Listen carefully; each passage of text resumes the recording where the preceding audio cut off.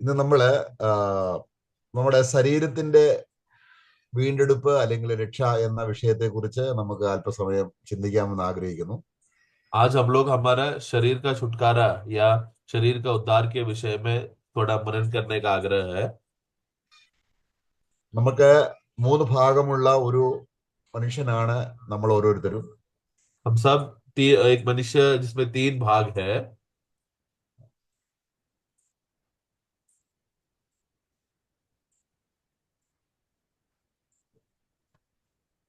നമുക്ക് റോമലേഖനം 8-ാം അധ്യായം अध्याय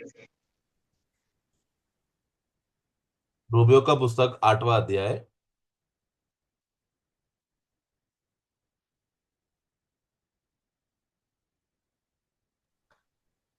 റോമർ 8-ന്റെ 10-ാം വാക്യം.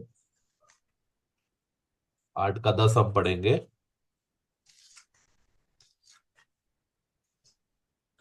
അവിടെ നമ്മൾ വായിക്കുന്നത്, ക്രിസ്തു നിങ്ങളിൽ ഉണ്ടെങ്കിലോ ശരീരം പാപം നിമിത്തം മരിക്കേണ്ടതെങ്കിലും ആത്മാവ് നീതി നിമിത്തം ജീവനാകുന്നു. पर हम पढ़ते हैं कि यदि मसीह तुम में है तो देह पाप के कारण मरी हुई है, परंतु आत्मा धर्म के कारण जीवित है। നമ്മള് നമ്മുടെ ശരീരം വഴിയാണ് നമുക്ക് പലപ്പോഴും ജീവിതത്തിൽ കഷ്ടങ്ങളും പ്രയാസങ്ങളും നമ്മുടെ ആത്മീയ ജീവിതത്തിന്റെ തടസ്സമൊക്കെ ഉണ്ടാകുന്നത് ശരീരത്തെക്കുറിച്ചുള്ള നമ്മുടെ പരിജ്ഞാനക്കുറവാണ്.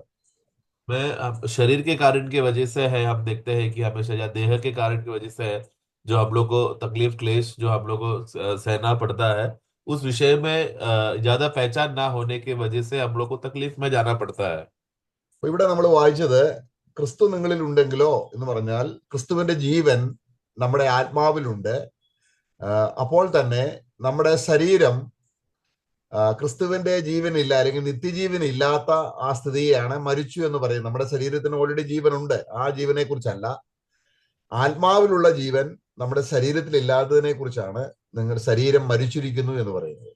तो हम नए जन्म होने की वजह से हम जानते हैं कि हमारे आत्मा में जीवन है, और जिसके कारण हम लोग एक मसीह आत्मिक जीवन जी रहे हैं।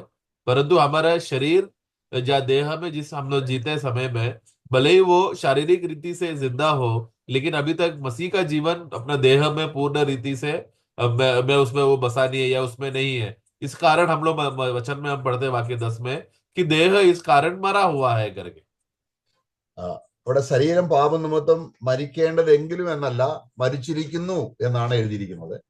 तो वहां पर ऐसा ये जो दूसरा परिभाषाओं में लिखा है कि देह पाप के कारण मरना चाहिए था, लेकिन यहाँ पर लिखा है कि मरा हुआ है, अभी भी मरा हुआ दशा में है।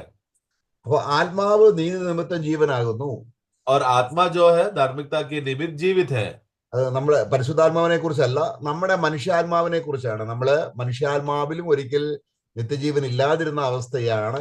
നമ്മളെ രക്ഷിക്കപ്പെട്ടപ്പോൾ, യേശുവിനെ രക്ഷിതാവും കർത്താവുമായി നമ്മൾ സ്വീകരിച്ചപ്പോൾ ക്രിസ്തുവിന്റെ ജീവൻ നമ്മുടെ ആത്മാവിൽ വന്നു. അത് കർത്താവ് ക്രൂശിൽ നിവർത്തിച്ച നീതി നിമിത്തം, അല്ലെങ്കിൽ നമ്മുടെ പാപങ്ങൾക്ക് പരിഹാരം വരുത്തി ക്രൂശിൽ നമുക്ക് വേണ്ടി പാപക്ഷമ നേടിത്തന്ന ആ നീതി നിമിത്തം നമ്മുടെ ആത്മാവ് ജീവനുള്ളതാണ്. परंतु आत्मा धर्म के कारण जीवित है बोल के बोलते समय में पवित्र आत्मा हमारे अंदर बसने की वजह से क्या हो गया, पहला हमारा मनुष्य आत्मा एक समय में मरा हुआ था, लेकिन अभी पवित्र आत्मा हमारे आत्मा में बसने की वजह से और वो धार्मिकता का कारण जो परमेश्वर यीशु मसीह ने क्रूस में हमें पूरा करके देने के निमित्त, उस कारण की वजह से हमारा मनुष्य आत्मा भी अभी जीवित है। ഇപ്പോൾ നമ്മുടെ मनुष्यात्माവ് ആദാമിന്റെ मनुष्यात्माവ് പോലെയല്ല. यस, अभी हमारा जो मनुष्य आत्मा है, जो पहला जब हमको आदम से मिला हुआ आत्मा था, जो पाप की वजह से गिरा हुआ, उस रीति से नहीं है अभी नया जन्म पाए हुए लोगों का आत्मा। ഇപ്പൊ ക്രിസ്തുവിന്റെ ജീവൻ നമ്മുടെ മനുഷ്യാത്മാവിൽ വന്നു. അത് നീതി നിമിത്തം മനുഷ്യാത്മാവ് ജീവനുള്ളതാണ്. अभी मसीह का नया जन्म होने की वजह से हमें हमारे अंदर धार्मिकता के निमित्त और मसीह के जीवन की वजह से मनुष्य आत्मा भी जीवित है। അപ്പോഴും നമ്മുടെ ശരീരം ആദാമിന്റെ ശരീരം തന്നെയാണ് ഇപ്പോഴും. अब तभी भी हमारे देह कैसा है, हमारे शरीर कैसा है, अभी भी उस आदाम का आदामिक देह है। നമ്മുടെ ശരീരജീവൻ ഉണ്ട്. ആഹാരം കഴിച്ച് നമ്മുടെ ശരീരത്തെ ജീവിപ്പിക്കുന്ന ആ അവസ്ഥയെ കുറിച്ചല്ല. നിത്യജീവൻ ശരീരത്തിൽ ഇല്ലാത്തതിനെയാണ് നമ്മുടെ ശരീരം മരിച്ചിരിക്കുന്നു എന്ന് അർത്ഥമാക്കുന്നത്. तो हमारा देह में ये तो पक्का जीवन तो है, मतलब क्या खाने खाने पीने के द्वारा हम जो जीवन उसको संभालते हैं चलाते हैं, उस जीवन का विषय का बात नहीं कर रहा। अनंत काल का जीवन जो हमारा मनुष्यात्मा में आ चुका है, वो अभी तक हमारे देह में, शरीर में संपूर्ण रीति से कार्य करने नहीं करने की वजह से क्या हो गया है, वो अभी मरा हुआ दशा में है। അപ്പോൾ നമ്മുടെ ആത്മാവിൽ നിത്യജീവനുണ്ട്, तो अभी आत्मा में अनंत काल का जीवन है, നമ്മുടെ ശരീരം മൃതാവസ്ഥയിലുമാണ്. और हमारा देह शरीर कैसा है, एक मृतक अवस्थे में है। അപ്പോൾ നമുക്ക് നമ്മുടെ ശരീരത്തിനും കൂടെ നിത്യജീവൻ കിട്ടുന്നതിനെയാണ് ശരീരരക്ഷ അല്ലെങ്കിൽ നമ്മുടെ വീണ്ടെടുപ്പ് എന്നുള്ളത് കൊണ്ട് അർത്ഥമാക്കുന്നത്. परंतु छुटकारा हमें मिलेगा, या छुटकारा या उद्धार, जो शरीर का उद्धार का मतलब क्या है कि हमारे शरीर में भी उद्धार हो जाए, या अनंत काल का जीवन शरीर में भी आ जाए, उसी को हम कहते हैं शरीर का उद्धार। അപ്പോൾ അവിടെ നമ്മൾ അതിന്റെ റോമലേഖനം അതിന്റെ 8-ാം അധ്യായത്തിന്റെ 23-ാം വാക്യത്തിൽ നമ്മൾ വായിക്കുന്നു, 8 का 23 में जब हम पढ़ते हैं, ആത്മാവെന്ന ആദിദാനം ലഭിച്ചിരിക്കുന്ന നാമും നമ്മുടെ ശരീരത്തിന്റെ വീണ്ടെടുപ്പായ പുത്രത്വത്തിന് കാത്തുകൊണ്ട് ഉള്ളിൽ ഞരങ്ങുന്നു. 23 पढ़ेंगे। और केवल वही नहीं, पर हम भी जिनके पास आत्मा का पहला फल है, आप ही अपने में कराहते हैं और लेपालक होने की, अर्थात अपनी देह के छुटकारे की बाट जोते हैं। അപ്പൊ നമ്മുടെ ശരീരത്തിനൊരു വീണ്ടെടുപ്പുണ്ട്. हमारा देह का एक छुटकारा है। ആ വീണ്ടെടുപ്പ് നമ്മുടെ ശരീരത്തിൽ കർത്താവിന്റെ ജീവൻ, നിത്യജീവൻ നമുക്ക് കിട്ടുമ്പോഴാണ് ശരീരത്തിന്റെ വീണ്ടെടുപ്പ് നടക്കുന്നത്. देह का छुटकारा कब होगा? जब हमारे देह में या हमारे शरीर में भी अनंत काल का जीवन का सामर्थ कार्य करके, या हमारा अनंत शरीर में भी आ जाता है, तब हमारा देह का छुटकारा होगा। അപ്പൊ നമ്മുടെ ശരീരത്തിന്റെ വീണ്ടെടുപ്പ് തരുന്നത് ദൈവത്തിന്റെ പരിശുദ്ധാത്മാവാണ്. और हमारे देह का छुटकारा कौन देता है? पवित्र आत्मा देता है। അത് നമ്മളിവിടെ റോമലേഖനം 8-ാം അധ്യായത്തിൽ നമ്മൾ വായിച്ചു. जैसा अभी 8वां अध्याय में हमने पढ़ा, അതിന്റെ 11-ാം വാക്യം, 11 में, യേശുവിനെ മരിച്ചവരിൽ നിന്ന് ഉയർപ്പിച്ചവന്റെ ആത്മാവ് നിങ്ങളിൽ വസിക്കുന്നുവെങ്കിൽ ക്രിസ്തുയേശുവിനെ മരണത്തിൽ നിന്ന് ഉയർപ്പിച്ചവൻ നിങ്ങളിൽ വസിക്കുന്ന തന്റെ ആത്മാവിനെ കൊണ്ട് നിങ്ങളുടെ മർത്യ ശരീരങ്ങളെയും ജീവിപ്പിക്കും. 11 पढ़ेंगे। और यदि उसी का आत्मा जिसने यीशु को मरे हुओं में से जिलाया तुम्हें बसा हुआ है, तो जिसने मसीह को मरे हुओं में से जिलाया, वही तुम्हारे मरणहार देहों को भी अपने आत्मा के द्वारा जो तुम्हें बसा हुआ है जिलाएगा। അപ്പൊ നമുക്ക് ഒരിക്കൽ ശരീരത്തിൽ നിത്യജീവൻ കിട്ടും. तो अभी हमें एक दिन हमारे शरीर में अनंत काल का जीवन मिलने वाला है। അപ്പൊ അതിനാണ് നമ്മളെ ഹോളി സ്പിരിറ്റിൽ ദൈവം പരിശുദ്ധാത്മാവിൽ നമ്മളെ മുദ്രയിട്ടിരിക്കുന്നത്. जिसके वजह से, इस वजह से है, पवित्र आत्मा में, पवित्र आत्मा के द्वारा हमारे अंदर छाप डाला गया है। അവിടെ നമ്മൾ എഫേസ്യ ലേഖനം 4-ാം അധ്യായത്തിന്റെ 30-ാം വാക്യത്തിൽ നമ്മൾ വായിക്കുന്നു. एफेसों का पुस्तक 4 का 30 में हम पढ़ते हैं। അവിടെ വായിക്കുന്നത്, നമ്മുടെ ശരീരത്തിന്റെ വീണ്ടെടുപ്പിനായി പരിശുദ്ധാത്മാവിൽ നമ്മളെ മുദ്രയിട്ടിരിക്കുന്നു. वहां पर हम देखते हैं कि वो उस दिन के छुटकारा के लिए, मतलब आत्मा में, पवित्र आत्मा के द्वारा हमें जो छाप दिया गया है, ताकि हमारे देह का छुटकारा के लिए। അപ്പോൾ നമ്മള് ഇനിയും ശരീരത്തിൽ നിത്യജീവൻ വരുമ്പോൾ, അല്ലെങ്കിൽ നമ്മുടെ കർത്താവ് വരുമ്പോൾ, കാഹളം ധ്വനിക്കുമ്പോൾ, ക്രിസ്തുവിൽ മരിച്ചവർ മുമ്പേ ഉയർത്തെഴുന്നേൽക്കുമ്പോൾ, ആ മുമ്പേ ഉയർത്തെഴുന്നേൽക്കുക എന്ന് പറയുന്നത് നിത്യജീവനിലാണ് ഇനി ഉയർപ്പുള്ളത്.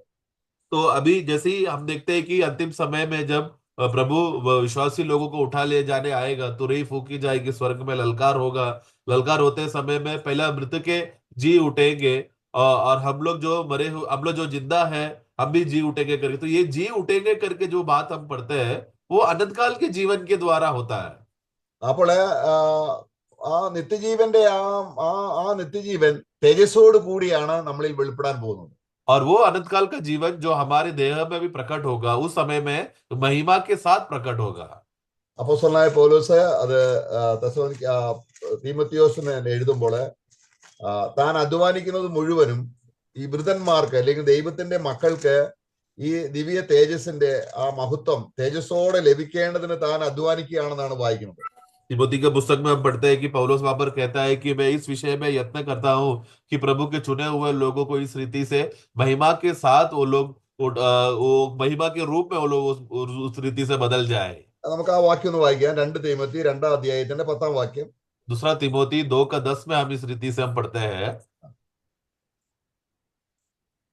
क्योंकि परमेश्वर की भक्ति ग्रहण करने वाली स्त्रियों को यही उचित भी है। दूसरा तिमोथी 2 തീമോത്തി 2-ന്റെ 10. 2 का 10 पढ़ना। इस कारण मैं चुने हुए लोगों के लिए सब कुछ सहता हूँ कि वे भी उस उद्धार को जो मसीह यीशु में है अनंत महिमा के साथ पाए। ഇവിടെ നിത്യ തേജസ്സോടെ വൃതന്മാർക്ക് കിട്ടേണ്ടതിന് ഉള്ള ആ ഒരു രക്ഷയെ കുറിച്ചാണ് വായിക്കുന്നത്. അത് ഈ ക്രിസ്തുവേശുവിലുള്ള രക്ഷ നിത്യ തേജസ്സോടെ വൃതന്മാർക്ക് കിട്ടുക. അതാണ് ശരീരരക്ഷ അല്ലെങ്കിൽ ശരീരത്തിന്റെ വീണ്ടെടുപ്പ്. तो यहाँ पर हम देखते हैं कि मैं वो पौलुस कहता है कि मैं किस रीति से मैं यत्न करता हूँ कि वो मैं उस चुने हुए लोगों में के जीवन में क्या है कि वो उद्धार कि वो लोग को उद्धार मिले कि वो मसीह यीशु में उस अनंत महिमा के साथ वो लोग पाए। അപ്പൊ അവിടെ തേജസ്സിനെ കുറിച്ച് പറയുന്നത് കണ്ടോ, നിത്യ തേജസ്സോടെ. പിന്നെ നമുക്ക് നിത്യകാലം മുഴുവനും ശരീരത്തിൽ നിത്യജീവനായിരിക്കും, നിത്യ തേജസ്സുമായിരിക്കും നമ്മുടെ ശരീരത്തിൽ കിട്ടാൻ പോകുന്നത്. तो हमें एक उद्धार जो मिलने वाला है, जो मिलने वाला है उसके बारे में कहता है, जो हमारे देह में होगा, शरीर में होगा, जो उद्धार होगा हमारे शरीर में, वो अनंत महिमा के साथ होगा करके कहा है। मतलब अनंत काल, अनंत जीवन, वो अनंतता में क्या रहेगा, उस देह में अनंत जीवन के साथ अनंत महिमा में चमकेंगे। അപ്പോൾ നമുക്ക് നിത്യ തേജസ് നമുക്ക് ശരീരത്തിൽ കിട്ടുമ്പോൾ നമുക്ക് എല്ലാവർക്കും ഒരുപോലെ അല്ല തേജസ്സിൻ്റെതായിരിക്കുന്ന പ്രഭാവം വിളങ്ങുന്നത്. तो जब हम सभी विश्वासी लोगों को अनंत महिमा को जब हमको मिलने वाला है, परंतु हर एक विश्वासी को भले ही अनंत महिमा मिल रहा है, लेकिन सबका प्रकाश और जो चमक जो उस महिमा के द्वारा रहेगा वो समान नहीं रहने वाला। അപ്പോൾ അതിനുള്ള കാരണമാണ് നമ്മൾ കൂടുതലായിട്ട് ചിന്തിക്കുന്നത്. और उस विषय में वो कैसा कारण क्यों रहेगा कि कुछ विश्वासी लोग ज्यादा चमकेंगे और कुछ विश्वासी कम चमकेंगे करके, उस विषय का कारणों को हम आगे भी देखेंगे। അപ്പൊ ഇവിടെ ദൈവത്തിന്റെ പരിശുദ്ധാത്മാവ് നിത്യജീവൻ നമ്മുടെ ആത്മാവിൽ തന്നു. तो प्रभु का आत्मा जो है पवित्र आत्मा के द्वारा अनंत काल का जीवन हमारे आत्मा में मिला, നമ്മുടെ ശരീരം മൃതാവസ്ഥയിലുമാണ്. और हमारा जो शरीर जो है, देह जो है मृतक अवस्था में है, ശരീരത്തിൽ പാപം വസിക്കുന്നു. क्योंकि हमारे शरीर में पाप बसा हुआ है। അപ്പൊ അങ്ങനെ നിത്യജീവൻ ഇല്ലാത്ത ശരീരവും നിത്യജീവനുള്ള ആത്മാവിന്റെയും നടുക്കാണ് നമ്മുടെ ദേഹി എന്ന് പറയുന്ന പ്രാണൻ ഇരിക്കുന്നത്. तो अभी अवस्था, विश्वासी का अवस्था क्या है, अनंत काल का जीवन उसका आत्मा में है और मृत्यु का अवस्था उसका शरीर में है। इन दोनों के बीच में है वो मनुष्य का प्राण। അപ്പോൾ ഈ ദേഹിയിലേക്ക് ക്രിസ്തുവിന്റെ നിത്യജീവൻ പ്രവേശിക്കുന്നതിനനുസരിച്ചാണ് നമ്മുടെ ജീവിതം ക്രമപ്പെടുന്നത്. യേശു ജീവിച്ചതുപോലൊരു ജീവിതം നമുക്ക് ഈ ഭൂമിയിൽ ജീവിക്കണമെങ്കിൽ നമ്മുടെ ദേഹിക്ക് ഇറ്റേണൽ ലൈഫ്, ക്രിസ്തുവിന്റെ ജീവൻ ധാരാളമായി കിട്ടിക്കൊണ്ടേയിരിക്കണം, തുടർന്ന് കിട്ടിക്കൊണ്ടേയിരിക്കണം. इसके लिए एक विश्वासी को मसीही समान जीवन जीने के लिए मसीह के रीति से, जैसा मसीह दुनिया में 33.5 साल का जिंदगी जिस रीति से वो जीकर अनुभव में जिया, उसी रीति से विश्वासियों का भी जिम्मेदारी है उसी अनुभव में जिए। और वो जीने के लिए मदद करता है आत्मा में आया हुआ अनंत काल का जीवन जो उसका प्राण में आता है, और उस देह में उस अनंत काल का जीवन आने की वजह से, प्राण में आने की वजह से है वो विश्वासी मसीह समान जिंदगी जीता है। നമുക്കൊരു ആത്മീയ ജീവിതം നയിക്കണമെങ്കിൽ, അല്ലെങ്കിൽ ജീവിതത്തിൽ പ്രവൃത്തികൾ മുഖാന്തരം ദൈവത്തെ മഹത്വപ്പെടുത്തണമെങ്കിൽ, ക്രിസ്തുവിന്റെ ഇറ്റേണൽ ലൈഫ് നമ്മുടെ ദേഹിയിൽ വ്യാപരിച്ചെങ്കിൽ മാത്രമേ നമ്മുടെ ശരീരത്തിലൂടെ ഈ ജീവന്റെ പ്രസരിപ്പ് വ്യാപരിക്കുകയുള്ളൂ. तो अगर हमें एक सच्चा आत्मिक जीवन जीना है और वचन के अनुसार जिस कामों के लिए प्रभु ने हमें नियुक्त किया है उस कामों को प्रकट करके जीना है, तो इस रीति से हमारे प्राण में वो अनंत काल का जीवन से भरकर उसका उत्तेजना और सामर्थ भरते जाना है, जिसके वजह से शरीर में मसीह का ये काम प्रकट हो सकता है। അപ്പൊ നമ്മുടെ ദേഹി അല്ലെങ്കിൽ നമ്മുടെ പ്രാണന്റെ വീണ്ടെടുപ്പാണ് കർത്താവായ യേശു ക്രിസ്തു ക്രൂശിൽ നിവർത്തിച്ചത്. हमारा प्राण का छुटकारे के लिए था, जो हमें अनंत काल का जीवन मिल सके उसके लिए था प्रभु यीशु मसीह कलवरी क्रूस पर मरा। അതാണ് നമ്മൾ 1 യോഹന്നാൻ 4 അധ്യായത്തിന്റെ 10 വാക്യത്തിൽ വായിക്കുന്നത്. നമ്മുടെ ദേഹി പാപം ചെയ്തതുകൊണ്ട് പാപം ചെയ്യുന്ന ദേഹി മരിക്കും. അതിന്റെ അർത്ഥം ദൈവത്തിന്റെ ന്യായവിധിയിലേക്ക് പോകും. അതിൽ നിന്ന് രക്ഷിക്കാൻ വേണ്ടിയാണ് കർത്താവായ യേശു ക്രിസ്തു ഈ ഭൂമിയിൽ വന്നത്. तो हम जानते हैं कि जो भी पाप करने वाला जो प्राणी है, पाप करने वाला प्राण है, उसको पाप मृत्यु का मजदूरी देना पड़ेगा। तो वो मृत्यु का मजदूरी जो सभी लोगों ने किया था, उस मजदूरी को चुकता करने के लिए, पूरा करने के लिए प्रभु यीशु मसीह दुनिया में आया। അപ്പൊ നമുക്ക് 1 യോഹന്നാൻ 4 അധ്യായത്തിന്റെ 10 വാക്യം ഒന്ന് ആദ്യം വായിക്കാം. पहला हम लोग 1 यूहन्ना 4:10 हम पढ़ेंगे। प्रेम इसमें नहीं कि हमने परमेश्वर से प्रेम किया, पर इसमें है कि उसने हमसे प्रेम किया और हमारे पापों के प्रायश्चित के लिए अपने पुत्र को भेजा। അപ്പൊ നമ്മുടെ പാപങ്ങൾക്ക് പ്രായശ്ചിത്തം, അപ്പൊ പ്രായശ്ചിത്തമാകുന്നത് രക്തമാണ്, ജീവൻ മൂലമായി പ്രായശ്ചിത്തമാകുന്നത്. അത് ദൈവത്തിന് കർത്താവായ യേശുക്രിസ്തുവിന്റെ ജീവൻ, രക്തം പ്രായശ്ചിത്ത ബലിയായി അർപ്പിച്ചപ്പോൾ, അത് നമ്മൾ വിശ്വസിച്ചപ്പോൾ നമ്മുടെ പ്രാണന്റെ വീണ്ടെടുപ്പ് സാധിച്ചു. और हमारे पापों के प्रायश्चित के लिए वो पुत्र भेजा गया, तो हमारा पापों का प्रायश्चित प्रभु यीशु मसीह ने किया। हम जानते हैं कि परमेश्वर प्रायश्चित के लिए वो एक लहू मांगता है, यानी कि वो व्यक्ति का जीवन मांगता है। तो वो प्रभु यीशु मसीह ने अपना जीवन को लहू बहाकर क्रूस में अर्पण किया, जिसकी वजह से हम जो पापी लोग हैं, हम जो पापी प्राणी हैं, हमारा प्राण के लिए जो जो दाम था, जो परमेश्वर को देना था, वो प्रभु यीशु मसीह ने अपना क्रूस के मृत्यु के द्वारा वो दाम दिया, അങ്ങനെ നമ്മുടെ വീണ്ടെടുപ്പ്, നമ്മുടെ പ്രാണന് വീണ്ടെടുപ്പ് സാധിച്ചു. जिसके वजह से प्राण का वो छुटकारा जो जो होना था, जिसका दाम था, वो प्रभु देने की वजह से छुटकारा अभी हो गया। അങ്ങനെ ആ പ്രാണൻ വീണ്ടെടുത്ത കർത്താവ് തന്നെ ഈ ദേഹിക്ക് ജീവനാകുമ്പോഴാണ് നാം അവനാൽ ജീവിക്കണം. അപ്പോഴാണ് നമ്മുടെ ശരീരരക്ഷയിൽ തേജസ്സിന്റെ നിത്യഘനം നമുക്ക് ലഭിക്കാൻ പോകുന്നത്. तो अभी क्योंकि प्रभु ने हमारा प्राण के लिए जो छुटकारा का दाम था उन्होंने दे दिया है, अभी विश्वासी लोग किस रीति से जीना है, परमेश्वर को जगत पे इसलिए भेजा था ताकि हम लोग अभी उसके द्वारा हम जी सके। तो प्रभु का वो जीवन अभी हमारे अंदर जी सके, वो छुटकारा का दाम देकर अभी वही प्राण का जीवन हमारा प्राण में जी रहा है। നമ്മൾ ഒന്ന് യോഹന്നാൻ 4:9 ആദ്യം നമ്മൾ 10 വായിച്ചത്, ദൈവത്തിന്റെ സ്നേഹം ഇതാണ്, തന്റെ പുത്രൻ പ്രായശ്ചിത്തമായി നമ്മുടെ പ്രാണനെ വീണ്ടെടുത്തതാണ് ദൈവത്തിന്റെ സ്നേഹം. അപ്പോൾ തന്നെ ഈ പ്രാണന് വീണ്ടെടുപ്പ് സാധിച്ച ക്രിസ്തു തന്നെ ഈ പ്രാണന്റെ ജീവനാകണം, അല്ലെങ്കിൽ പ്രാണനിൽ ജീവിക്കണം. അതാണ് അതിന്റെ 9 വാക്യത്തിൽ നമ്മൾ വായിക്കുന്നത്. अपने 10 में जब हमने पढ़ा कि प्रेम इसमें था कि परमेश्वर ने अपने इकलौते पुत्र को भेजकर हमारे पापों के लिए प्रायश्चित का दाम वो दे सके, इसके लिए था वो पुत्र को भेजा ताकि हमें प्रायश्चित मिल सके। और वो प्रायश्चित क्यों मिला, वो वाक्य 9 में हम पढ़ते समय में हम देखते हैं कि वो प्रेम इस आधार पर है ताकि परमेश्वर अपने एकलौते पुत्र को जगत पर भेजा कि वो हमारे, ताकि हम उसके द्वारा जी सके। അപ്പം അതും ദൈവത്തിന്റെ സ്നേഹമാണ്. തന്റെ പുത്രൻ മൂലം നമ്മുടെ ദേഹിക്ക്, നമ്മുടെ ആത്മാവിൽ നിത്യജീവൻ കിട്ടി. ആ നിത്യജീവൻ നമ്മുടെ ദേഹിയിലേക്ക് വ്യാപരിച്ച് ദേഹിക്ക് ജീവനായി തീരുമ്പോഴാണ് നാം പുത്രൻ മൂലം ജീവിക്കാൻ തുടങ്ങുന്നത്. तो अभी इसमें भी परमेश्वर का प्रेम है, परमेश्वर का प्रेम प्रकट होता है। तो परमेश्वर ने जब अपने पुत्र को प्रायश्चित की रीति से बलिदान करने की वजह से जो हमारा प्राण को छुटकारा का दाम दिया, जिसके उस छुटकारा का दाम की वजह से क्या हो गया, हमारे आत्मा में यीशु मसीह का अनंत काल का जीवन हमारे अंदर आ गया। अब वही अनंत काल का जीवन हमारे प्राण में आ सके ताकि हम उसके जीवन के द्वारा जी सके। അപ്പൊ നമ്മുടെ ആത്മാവിൽ നിത്യജീവൻ ഉണ്ടെങ്കിലും നമ്മുടെ ദേഹിയിലേക്ക് ക്രിസ്തുവിന്റെ ജീവൻ എത്തിച്ചേരുന്നില്ലെങ്കിൽ നമ്മുടെ ദേഹിയും ഒരു മരിച്ച അവസ്ഥയിൽ അല്ലെങ്കിൽ ഒരു മൃതാവസ്ഥയിലാണ് എന്നാണ് നമ്മൾ വായിക്കുന്നത്, തിരുവചനത്തിൽ വായിക്കുന്നത്. तो अगर भले ही हमारा आत्मा में प्रभु का अनंत काल का जीवन आ चुका है और प्राण में अगर वो अनंत काल का जीवन बहकर नहीं आ रहा है, तो वो विश्वासी, मतलब तभी भी उसका प्राण का अवस्था क्या है, विश्वासी के जीवन में वो एक मृतक अवस्था में है, वचन कहता है।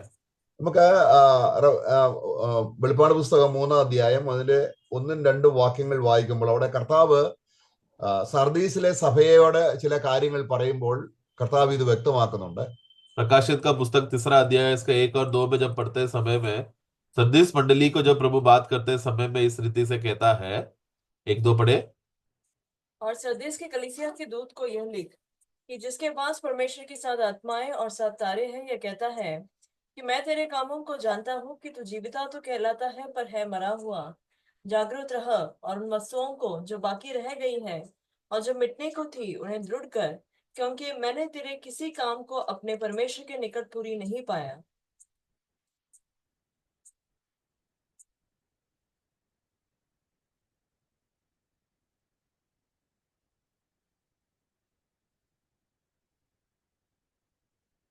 നമ്മൾ തൊട്ടിയാണ്, അതായത് നമ്മൾ സർദീസ് സഭയിലോടുള്ള ബന്ധത്തിൽ കർത്താവ് എന്താ പറയുന്നത്? तो सरदीस मंडली के विषय में प्रभु क्या कहता है?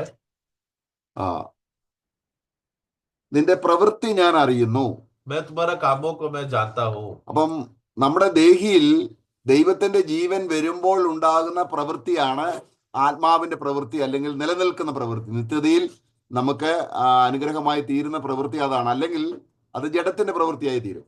तो हमारे जीवन में जब आत्मा के द्वारा जब हमारे प्राण में भी जब प्रभु का वो कार्य आता है तो तभी वो काम उस जीवन के द्वारा वो प्रभु का काम प्रकट होता है, जिसको हम लोग प्रभु का काम बोलते हैं। आत्मा से प्राण में आकर उस प्राण में अनंत काल के जीवन के मदद से जो विश्वासी काम करता है उसको प्रभु का कार्य बोलते हैं, उसके द्वारा वो काम प्रकट होता है। അപ്പൊ സർദീസിലുള്ളവര് അവര് വിശ്വാസികളാണ്, तो हम जानते हैं कि सरदेश मंडली के लोग जो है वो लोग विश्वासी है।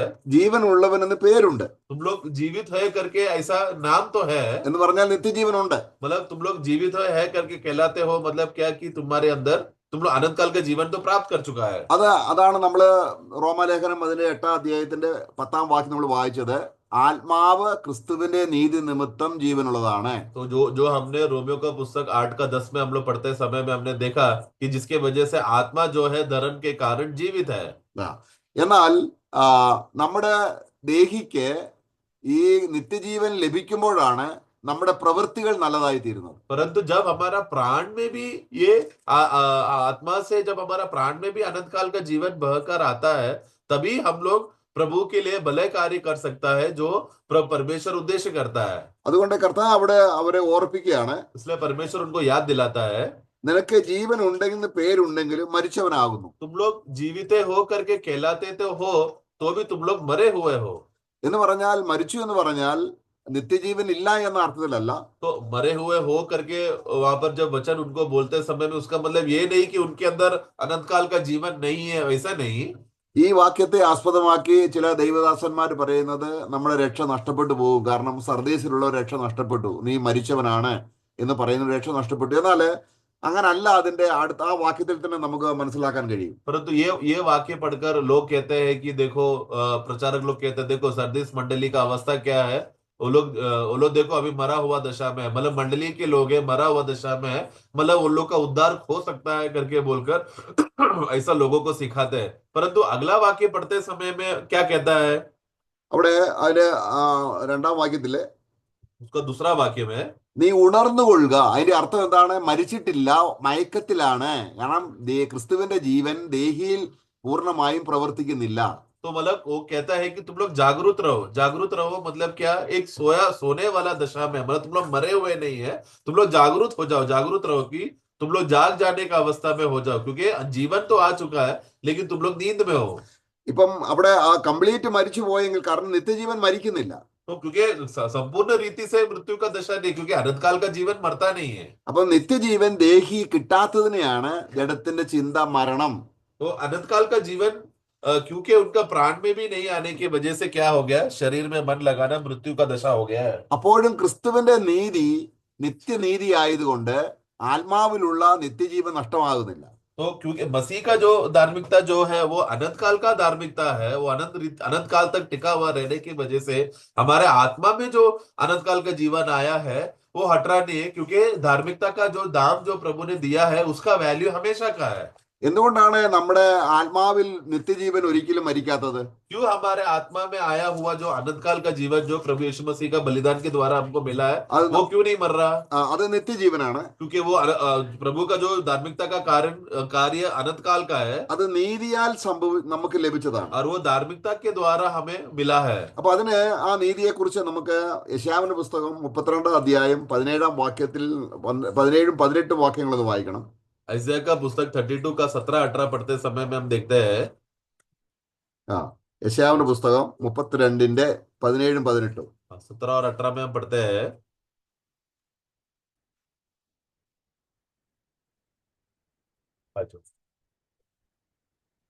നീതിയുടെ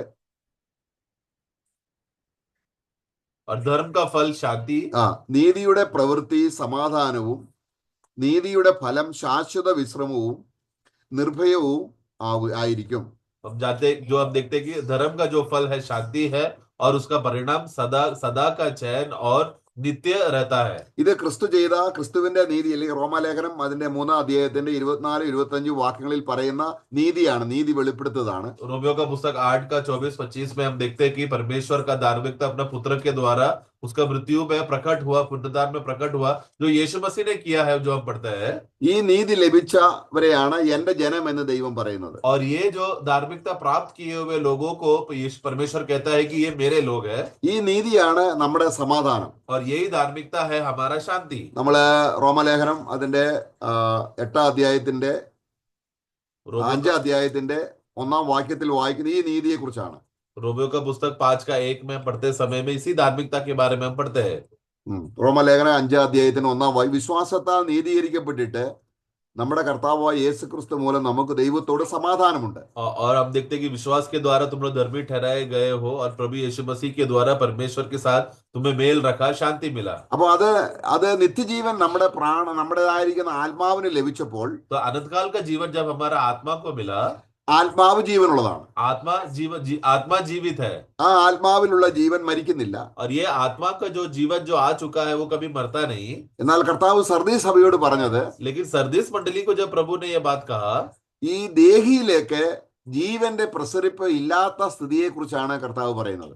जो अनंत काल का जीवन जो आत्मा में आ चुका था, वो देह अपना प्राण में नहीं बहने की वजह से, या प्राण में अनंत काल का जीवन का रुकावट होने की वजह से प्रभु वहां पर कहता है कि तुम मरे हुए हो. അപ്പൊ നമ്മുടെ ദേഹി നിത്യജീവൻ, നമ്മുടെ ദേഹിക്ക് ഒരു ജീവനുണ്ട്. हमारा प्राण के लिए एक जीवन है. ആ ജീവനെ കുറിച്ചല്ല. ആ ജീവൻ എന്ന് പറയുന്നത് താൽക്കാലിക ജീവനാണ്. എന്ന് പറഞ്ഞാൽ അത് നമ്മൾ കഴിക്കുന്ന ഭക്ഷണത്തിന്റെ ത്തിലുള്ള ഊർജമാണ്. तो हमारा प्राण में स्वाभाविक रीति से जीवन है, जो कुछ समय के लिए, क्षण भर के लिए, क्योंकि वो खाना खाने की वजह से जो ऊर्जा मिलता है, उस ऊर्जा के बलबूते में जीता है. അതുകൊണ്ട് അവിടേക്ക് നിത്യജീവൻ വരാൻ इसके लिए उसमें अनंत काल का जीवन आने के लिए ഉണർന്നുകൊള്ളുക, तुम जागरूक रहो. അതാണ് നമ്മള് റെവലേഷൻ 3-ാം അധ്യായത്തിന്റെ 2-ാം വാക്യത്തിൽ വായിക്കുന്നത്. जो हम लोग ने प्रकाशित वाक्य 3:2 में हमने पढ़ा, जाग जाने के विषय में कहता है. അപ്പൊ നമ്മുടെ പാപങ്ങൾ ഏറ്റുപറഞ്ഞ് जब हम अपना पापों का जब अंगीकार करते हैं, കർത്താവേ നിന്റെ ജീവന്റെ അഭാവമാണ് എന്നിൽ പാപം വന്നത്, കാരണം ഈ ശരീരത്തിലെ പാപം നമ്മുടെ ഹൃദയത്തിലേക്ക് വ്യാപരിക്കുന്ന, ശരീരത്തിന്റെ ജീവനിലൂടെ നമ്മുടെ ഹൃദയത്തിലേക്ക് വ്യാപരിച്ച് നമ്മൾ ജഡത്തിൽ ജീവിക്കുന്നു എന്നുള്ളത് കൊണ്ടാണ് അത് കർത്താവ് മരിച്ചു എന്ന് പറയുന്നത്. तो क्योंकि हे प्रभु, तेरे जीवन का बहाव का कमी के वजह से, मेरे प्राण में जो आत्मा से जीवन का बहाव आना चाहिए था, उसका कमी के वजह से मुझे पाप करने का अवस्था में मेरे जीवन में होता है. और क्योंकि मेरे शरीर में हमेशा देह में पाप बसा हुआ होने की वजह से, वो हमेशा मुझे मेरे हृदय में मोह लाकर, अभिलाषा लाकर मुझे गिराने देखता है. അപ്പൊ അതിന്റെ റോമലേഖനം 8-ാം അധ്യായം 12-13 വാക്യങ്ങളില് रोमियो का पुस्तक 8:12 और 13 हम पढ़ते हैं.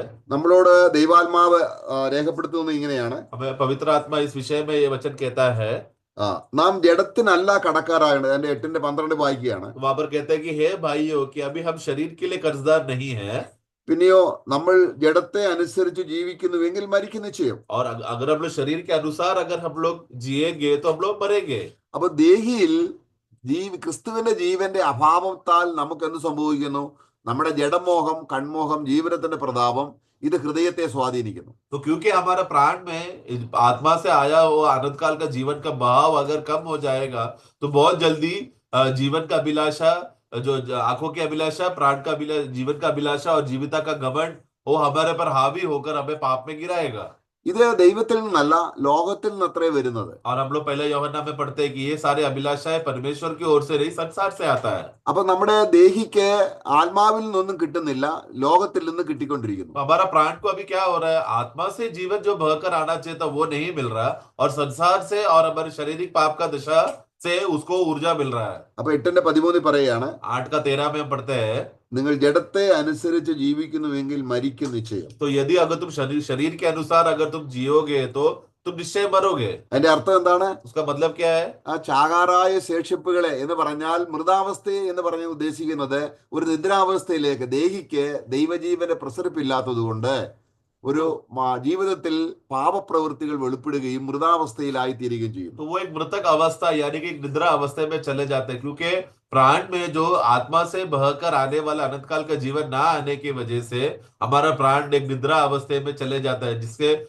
वो एक थका हुआ एक मृतक अवस्था में चले जाता है. അപ്പൊ അതിന്റെ 13-ാം വാക്യത്തിൽ വായിക്കുകയാണ്, इसके 13 में हम पढ़ते हैं, ആത്മാവിനാൽ ഈ ആത്മാവ് ഉദ്ദേശിക്കുന്നത് നമ്മുടെ മനുഷ്യാത്മാവിൽ നിത്യജീവൻ ഉണ്ടല്ലോ. तो यदि आत्मा से देह की कार्यों को, तो मतलब आत्मा से मतलब क्या, जो पवित्र आत्मा हमारे आत्मा में है, അപ്പോൾ നമ്മുടെ മനുഷ്യാത്മാവിന് ദേഹിയിലേക്ക് പ്രവേശിപ്പാൻ കഴിഞ്ഞെങ്കിൽ മാത്രമേ ദൈവാത്മാവിന് നമ്മുടെ മനുഷ്യാത്മാവിന് ഒരു ചാനലായി വരാൻ കഴിയുള്ളൂ. तो एक बार पवित्र आत्मा हमारे आत्मा मनुष्य आत्मा में बसा रहेगा, तो ही पवित्र आत्मा हमारा आत्मा को इस्तेमाल करके प्राण में बहने के लिए एक जरिया इस्तेमाल करता है.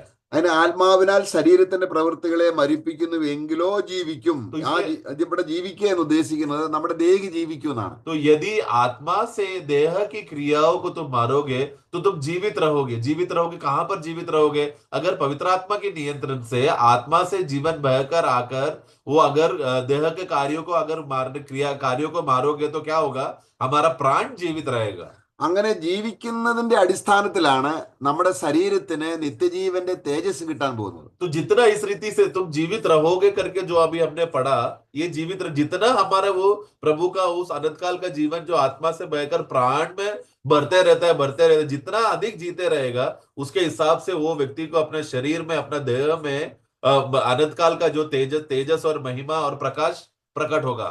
അപ്പം പൗലോസ് അപ്പോസ്തലന് തന്റെ ശരീരത്തിൽ അതിമഹത്തായ തേജസ് ലഭിക്കണമെന്നുള്ള ഒരു വാഞ്ചയോടുകൂടിയായിരുന്നു തന്റെ ക്രിസ്തീയ ജീവിതം. तो आप देखते हैं कि पौलुस जो है अपने जीवन में जीते समय में वो हमेशा यही चाहता था कि वो अपने देह में सबसे अधिक पुनरुत्थान का जीवन का कार्य उसमें प्रकट होते रहे.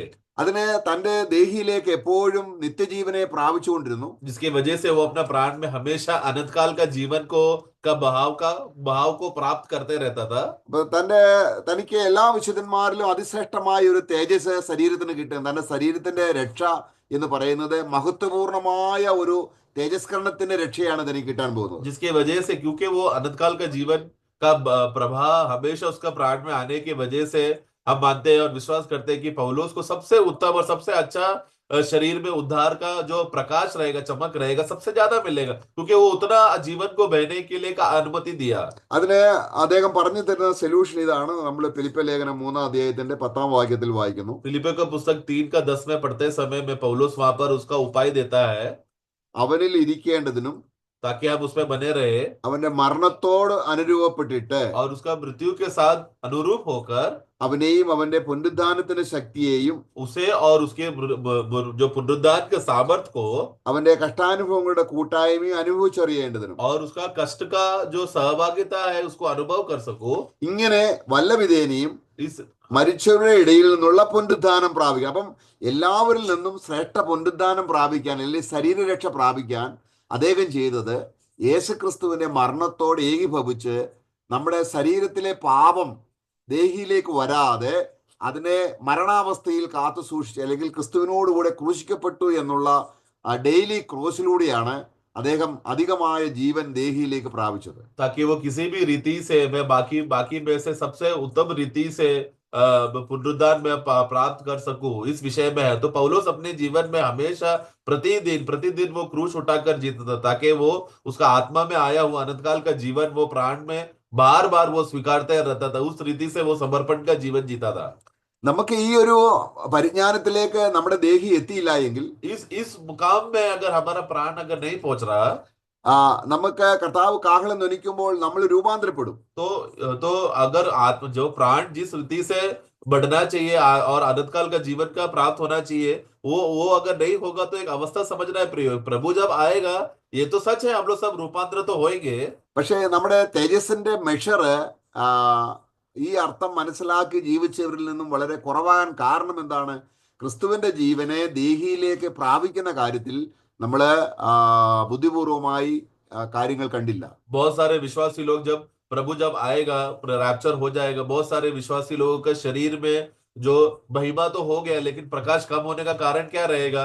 क्योंकि उन लोगों ने जब दुनिया में जीते समय में आत्मा से बहा हुआ जीवन अपना प्राण में मसीह का उस जीवन को, उस ऊर्जा को वो लोग बार बार उस अनुसार नहीं जीने की वजह से, प्राण में जीवन का कमी आने की वजह से उनका शरीर का रूपांतरता में या प्रकाश में का जो चमक है वो कम हो जाएगा. അപ്പം നമ്മളവിടെ അതിന്റെ കാര്യം ഒന്നും കൂടെ നമ്മൾ പൗലൂസ് കൊരിന്ത്യർ ലേഖനത്തിൽ 1 കൊരിന്ത്യർ 3 അധ്യായത്തിന് 11 വാക്യം മുതൽ വായിക്കുമ്പോൾ അവിടെയുണ്ട്. पहला कुरिन्ती 3 का 11 पढ़ते समय में वहां पर पौलुस कुरिन्ती मंडली को इस विषय का कारण बताता है। അവിടെ 11 വാക്യത്തിൽ 11 में യേശു ക്രിസ്തു ഇട്ടിരിക്കുന്ന അടിസ്ഥാനം, അത് യേശു ക്രിസ്തു ഇട്ട അടിസ്ഥാനം എന്ന് പറയുന്നത് ജീവനാണ്, നിത്യജീവനാണ്. तो वहां पर हम देखते हैं कि यीशु मसीह ने एक नींव जो डाला है, उसके अलावा और कोई दूसरा नींव ना डाले। तो यीशु मसीह ने जो नींव डाला मतलब क्या, हमारा आत्मा में वो अनंत काल का जीवन दिया।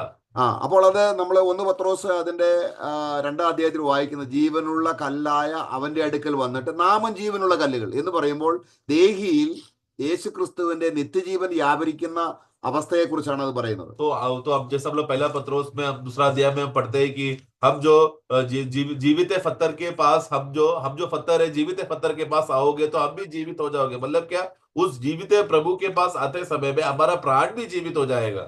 അപ്പോൾ യേശു ക്രിസ്തു ഈ അടിസ്ഥാനമാണ് ഇട്ടിരിക്കുന്നത്. यीशु मसीह ने ये नींव डाला है, കാരണം ദേഹിയിൽ നിത്യജീവൻ വന്നെങ്കിലേ നമ്മുടെ പ്രവൃത്തി നിത്യജീവനിൽ നിത്യതയിലേക്ക് പ്രയോജനമാകത്തുള്ളൂ. तो अगर हमारा प्राण में अनंत काल का जीवन का बहाव निरंतर आते रहेगा और बढ़ते रहेगा तो ही हमें अनंत काल के में युग में हमें काम फायदा होगा। അപ്പം നമ്മുടെ ശരീരം മരിച്ചതാണെങ്കിലും, तो भले हमारा शरीर एक मरा हुआ दशा में है तो भी, എന്ന് പറഞ്ഞാൽ ശരീരത്തിൽ നിത്യജീവൻ ഇല്ലെങ്കിൽ പോലും, यानी कि अभी हमारे शरीर में अनंत काल का जीवन नहीं है, എന്നാൽ ദേഹിയിൽ നിത്യജീവൻ ഉണ്ടെങ്കിൽ तो भी प्राण में अगर अनंत काल का जीवन बढ़ते रहेगा तो നമ്മുടെ ശരീരത്തിലൂടെ നിത്യജീവന്റെ പ്രവൃത്തി വെളിപ്പെടും. और क्या होगा, क्योंकि हमारा प्राण में अनंत काल का जीवन बढ़ते जा रहा है, उस बढ़ने का क्षमता के अनुसार हमारे शरीर में भी अनंत काल का जीवन का जो शक्ति का कार्य है वो प्रकट होगा। നമുക്ക് 2 കൊരിന്ത്യർ 4 അധ്യായത്തിൽ പൗലോസ് അത് പറയുന്നുണ്ട്. दूसरा कुरिन्ती 4 में हम पौलुस इस विषय में कहता है, അവിടെ 4 അധ്യായത്തിന്റെ 10 വാക്യം 4 का 10 में हम पढ़ते हैं യേശുവിന്റെ ജീവൻ कि यीशु मसीह का ये जीवन ഞങ്ങളുടെ ശരീരത്തിൽ വെളിപ്പെടണം. हमारे देह में भी प्रकट हो। അപ്പം ശരീരത്തിൽ നിത്യജീവൻ ഇല്ല. तो अभी शरीर में अनंत काल का जीवन नहीं है। അതിന്റെ അർത്ഥം നമ്മൾ ആഹാരം കഴിക്കണം, ശരീരത്തിന് ക്ഷീണം ഉണ്ടാകും, ശരീരം ബലഹീനപ്പെടും, നമുക്ക് ഉറക്കം വേണം, ഇതൊക്കെയാണ് അതിന്റെ അർത്ഥം. तो मतलब क्या, शरीर में जीवन, शरीर का नॉर्मल अवस्था क्या है, हम लोग खाना खाते हैं, सोते हैं, थकता है, बीमारी होता है, तकलीफ आता है, ये सब अवस्था तो है। എന്നാൽ ശരീരത്തിൽ നമുക്ക് നിത്യജീവൻ കിട്ടുന്ന ഒരു ദിവസമുണ്ട്. परंतु एक ऐसा दिन आने वाला है जब हमारे शरीर में भी या हमारे देह में भी अनंत काल का जीवन हमको मिलेगा। അത് തേജസ്സോടാണ്. वो महिमा के साथ रहेगा। അന്ന് നമുക്ക് ഭക്ഷണം വേണ്ട, तब हमको खाना नहीं खाना पड़ेगा, നമുക്ക് ക്ഷീണമില്ല, രോഗമില്ല, ആ അവസ്ഥയാണ്. तब हमको थकावट नहीं रहेगा, हमको नींद नहीं आएगा। ये अवस्था है सच्चा महिमा का अवस्था। എന്നാൽ ഇപ്പോൾ परंतु आज ഈ ശരീരം, इस देह में, അല്ലെങ്കിൽ നിത്യജീവൻ ഇല്ലാത്ത ശരീരം, यानी कि जिसमें अनंत काल का जीवन अभी तक नहीं आया है, उस देह में ശരീരത്തിലുള്ള നിത്യജീവന്റെ പ്രവൃത്തി വെളിപ്പെടാൻ ഉപയോഗിക്കണം. हमारा प्राण में जो अनंत काल का जीवन का जो प्रभाव जो बहकर आया है वो हमारा शरीर में प्रकट होना है, देह में वो बहकर प्रकट होना है।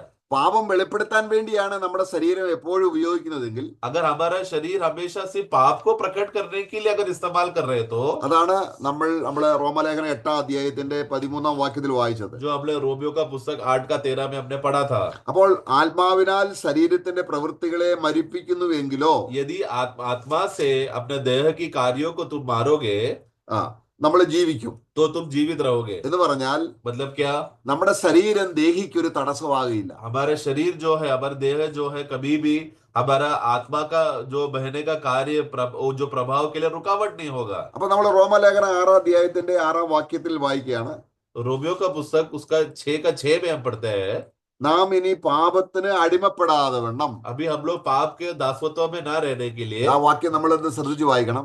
6 पढ़ना।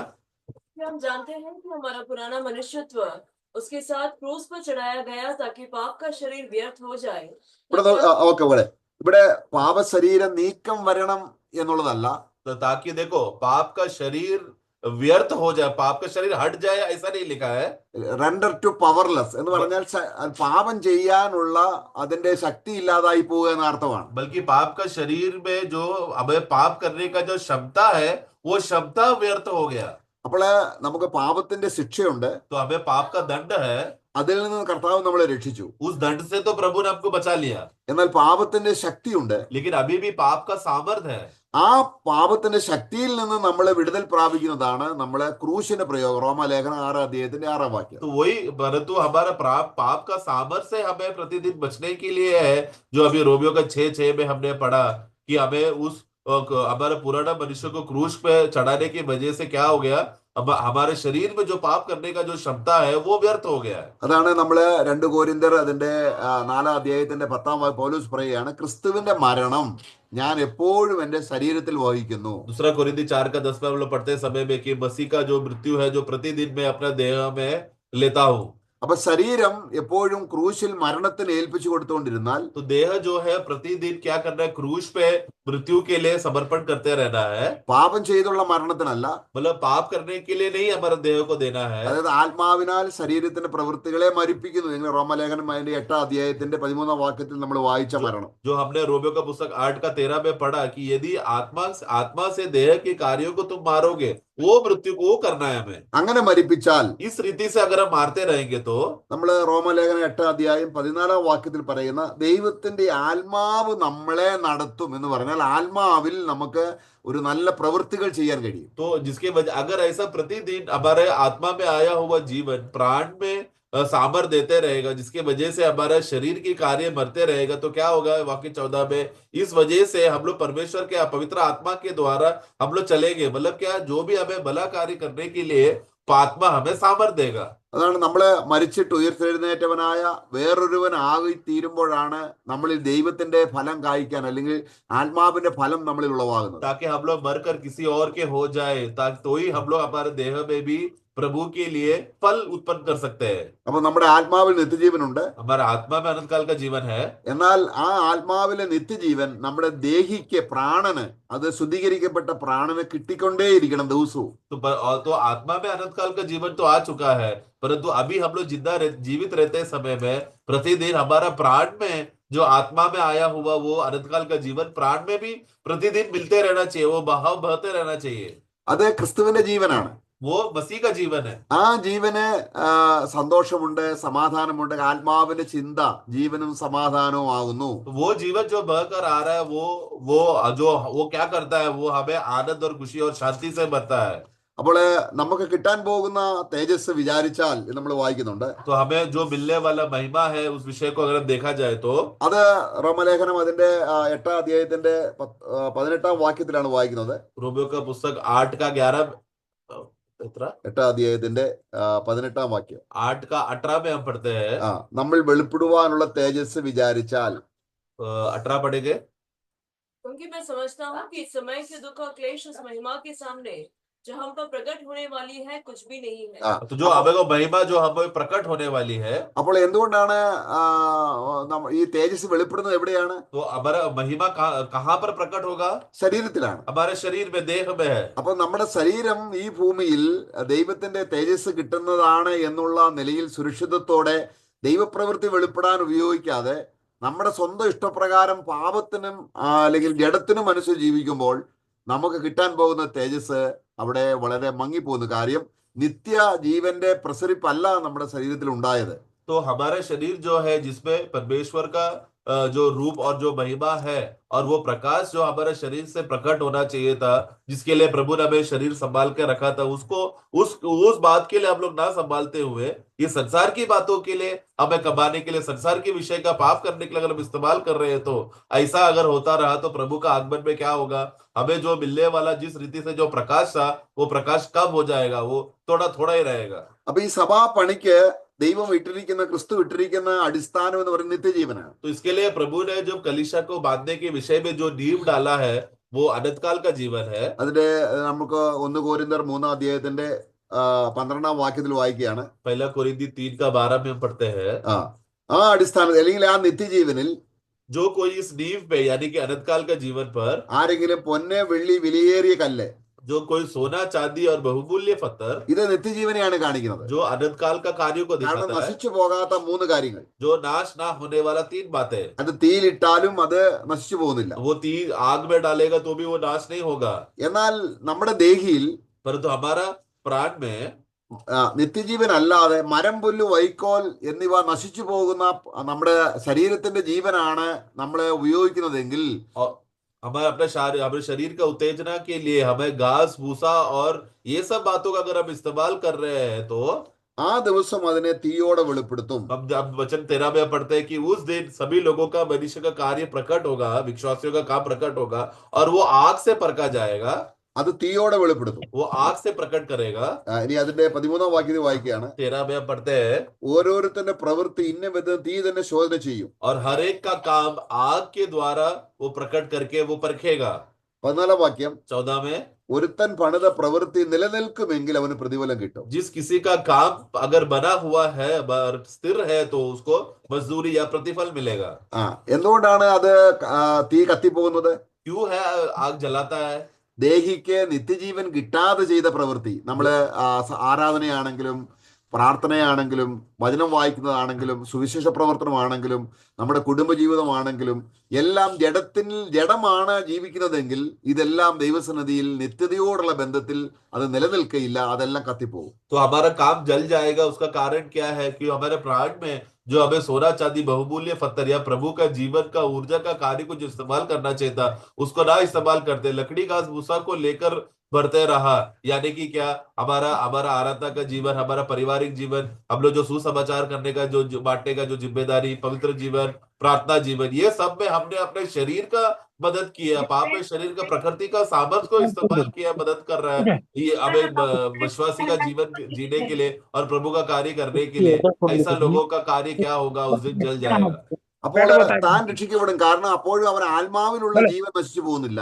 तो परंतु वो तो बच तो जाएगा, तो जैसा पढ़ते हैं कि वो तो बच तो जाएगा, പക്ഷേ ശരീരരക്ഷയോടുള്ള ബന്ധത്തിൽ परंतु जो शरीर का जो उद्धार का विषय में जो लक्ष्य, जो तेजस और चमक जो प्रभु ने उसके लिए रखा था, ആ നിത്യ തേജസ്സോടെ ബിരുദന്മാർക്ക് കിട്ടുന്നതെന്ന് എന്ന് പൗലോസ് പറഞ്ഞ ആ കാര്യം, ആ വിശുദ്ധന്മാർ, കാരണം അദ്ദേഹം അധ്വാനിക്കുന്നത് വിശുദ്ധന്മാരെ ഈ നിത്യ തേജസ് ശരീരത്തിന് കിട്ടാൻ വേണ്ടി ദേഹിയിൽ നിത്യജീവൻ വരാനുള്ള കാര്യങ്ങളാണ് അദ്ദേഹം പറഞ്ഞു കൊടുത്തത്. तो इसके लिए जो अनंत काल का जो महिमा का जो प्रकाश जो विश्वासियों में आना चाहिए, जिसके विषय में पौलुस ने मेहनत किया, जो हमने तिमोथी में हमने पढ़ा, जो उसने मेहनत करके जो कार्य किया था, उस विषय में वो बढ़ते रहने के लिए था, पौलुस ने वो कार्य किया था. അതുകൊണ്ട് നമുക്ക് ഒന്നും കൂടെ ആ 2 തീമോത്തിയോസ് അതിന്റെ 2-ാം അധ്യായത്തിന്റെ दूसरा तिमोथी 2 अध्याय, അതിന്റെ 10-ാം വാക്യം ഒന്നുകൂടെ വായിക്കാം. उसको 2:10 में हम लोग को और एक बार हम पढ़ेंगे. 2 തീമോത്തിയോസ് 2-ാം അധ്യായത്തിന്റെ 10-ാം വാക്യം. इस कारण मैं चुने हुए लोगों के लिए सब कुछ सहता हूँ कि वे भी उस उद्धार को जो मसीह यीशु में है अनंत महिमा के साथ पाए. പൗലോസ് തന്നെ തനിക്ക് ദേഹിയിൽ ശരീരത്തിൽ നിത്യ തേജസ്സോടെ തേജസ് കിട്ടാൻ വേണ്ടിയാണ് ക്രൂശിനോട് ചേർന്ന് ജീവിച്ചത്. पौलुस खुद प्रभु का ये महिमा का ये जो अनंत महिमा का ये जो प्रकाश और प्रभा है मिलने के लिए वो हमेशा प्रतिदिन क्रूस में बना रहता था. അത് മാത്രമല്ല, उतना ही नहीं, എല്ലാ വിശ്വാസികൾക്കും അല്ലെങ്കിൽ തന്റെ കൂടെയുള്ള എല്ലാവർക്കും ഈ തേജസ് കിട്ടാൻ അവർക്ക് വേണ്ടി അദ്ദേഹം സകലവും സഹിക്കുന്നു എന്ന് വായിക്കുന്നു. और उतना ही नहीं कि वो सारे विश्वासी लोगों को, यानी कि सभी चुने हुए लोगों को भी ये मिल जाने के लिए वो हमेशा यत्न करता था और दूसरों के लिए कष्ट उठाता था. അപ്പൊ സഹിഷ്ണുത എന്ന് പറയുന്ന വലിയൊരു അനുഗ്രഹം ഈ നിത്യ ജീവനോട് ബന്ധപ്പെട്ടതാണ്. അത് നമ്മുടെ ഹൃദയത്തിലാണ് വേണ്ടത്. അത് ഹൃദയത്തിലുണ്ടെങ്കിൽ എല്ലാം സഹിക്കാൻ, ദൈവസ്നേഹത്തിന്റെ മഹത്വം ഹൃദയത്തിലേക്ക് എത്തിച്ചേരുമ്പോൾ എല്ലാം സഹിക്കുന്നു, എല്ലാം ക്ഷമിക്കുന്നു, എല്ലാം പൊറുക്കുന്നു.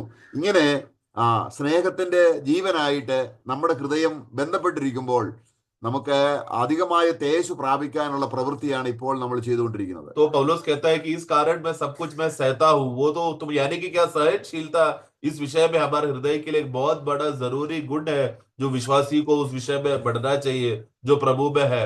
तो वो विश्वासी प्रभु का उस स्वभाव में बढ़ते रहेगा, तो या उस प्रभाव में बढ़ते रहेगा, तो क्या करेगा? वो सब कुछ सहेगा, सब कुछ क्षमा करेगा और सबको प्रेम में वो बढ़ाएगा. ये कार्य हमेशा पौलुस करता था.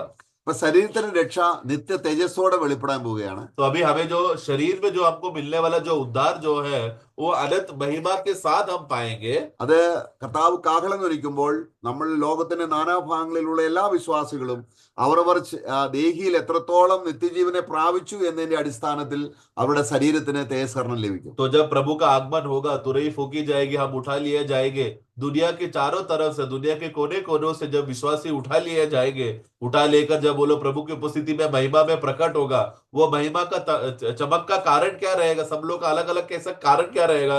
जैसे जैसे विश्वासी लोगों ने अपना प्राण में अपना आत्मा के द्वारा जो अनंत काल का जीवन का जो बहाव और प्रभा जो उसका प्राण में जितना उन्होंने बटोरा है, जितना बढ़ता रहा, उसके हिसाब से प्रभु का उठा लेने के समय में उनके शरीर में वो चमक वो प्रकाश दिखेगा. അപ്പൊ സർദീസ് സഭയോട് കർത്താവ് പറഞ്ഞ ആ ഉപദേശം നമുക്ക് സ്വീകരിക്കാം. इसलिए सरदीस मंडली को जो प्रभु ने उस समय में जो प्रभु ने उपदेश दिया था उसको हम लोग स्वीकारे.